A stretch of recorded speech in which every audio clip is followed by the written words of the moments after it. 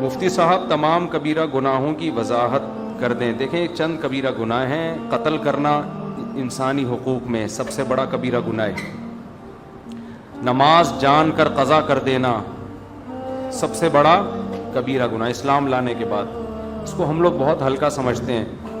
اسلام میں خوب سمجھ لو, جان کر نماز قضا کرنے سے بڑا گناہ کوئی بھی نہیں ہے. خوب سمجھ لیں. یہ امام احمد ابن حنبل کے نزدیک انسان اسلام سے ہی نکل جاتا ہے. اس کو ہلکا نہ سمجھیں. زمین آسمان ادھر سے ادھر ہو جائے, نماز قضا نہیں ہونی. جنگ کی حالت میں اللہ نے اجازت نہیں دی ہے نماز قضا کرنے کی, میدان جنگ میں, تو پھر کہاں اجازت ہوگی. تو نماز قضا کرنا, سود کھانا اور زنا کرنا, شراب پینا, لڑکوں سے بدفعلی کرنا, ماں باپ کو ستاتے رہنا. کبھی کبھار اونچ نیچ ہو جاتی ہے, انسان سے گھر میں ہوتا ہے, اس کا تو قرآن نے بھی کہا ان تکونوا صالحین فإنہ کان للأوابین غفورا. کبھی ماں باپ سے اونچ نیچ ہو جائے, توبہ استغفار کرو, اللہ معاف کر دے گا.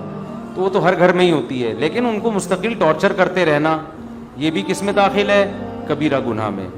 رشتہ داری توڑنا, خونی رشتوں کو, چچا ماموں خالہ پھوپھی بہن بھائی, یہ بہت قریبی رشتے ہیں, ان میں توڑ پیدا کرنے کی کوشش کرنا یہ صغیرہ گناہ نہیں ہے.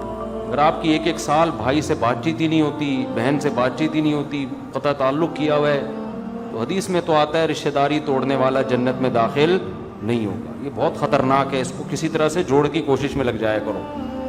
اور بد نظری کبھی کبھار ہو جائے تو صغیرہ گناہ ہے. بار بار کرتے رہو گے تو وہ بھی کبیرہ میں داخل ہے. آج کل ایک حیا کے خلاف مسئلہ ہینڈ پریکٹس کی عادت لڑکوں کو پڑ گئی ہے. کبھی کبھار ہو جائے تو صغیرہ میں داخل ہے.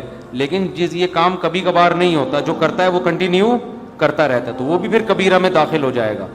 تو اس طرح کے ہیں. جھوٹ بولنا, چھوٹے موٹے جھوٹ, ادھر کی ادھر چھوٹی موٹی ٹوپیاں لوگ کرا دیتے ہیں, کبھی کبھار ہلکا پھلکا جس سے کوئی نقصان بھی نہیں ہو رہا کسی کو بڑا, تو یہ صغیرہ میں داخل ہے. اور پوری آپ نے پگڑیاں لا کے پہنانا شروع کر دی, ٹھیک ہے نا, اس جھوٹ کی بیس پر لوگوں کی عزتیں اچھل رہی ہیں اور حق اور باطل میں خلط ملط ہو رہا ہے, تو یہ کس میں داخل ہوگا, کبیرہ گناہ میں. تو قرآن کہتا ہے ان تجتنبوا کبائر ما تنہون عنہ نکفر عنکم سیئاتکم, اگر تم کبیرہ گناہوں سے بچو گے ہم چھوٹی موٹی خطائیں معاف کر دیں گے. تو یہ سب کبائر, ویسے داڑھی کاٹنا بھی کبیرہ گناہ میں داخل ہے معذرت کے ساتھ, ٹھیک ہے نا, کیونکہ یہ بھی ایک دفعہ نہیں ہوتا, کنٹینیو لگا رہتا ہے جسم کے ساتھ.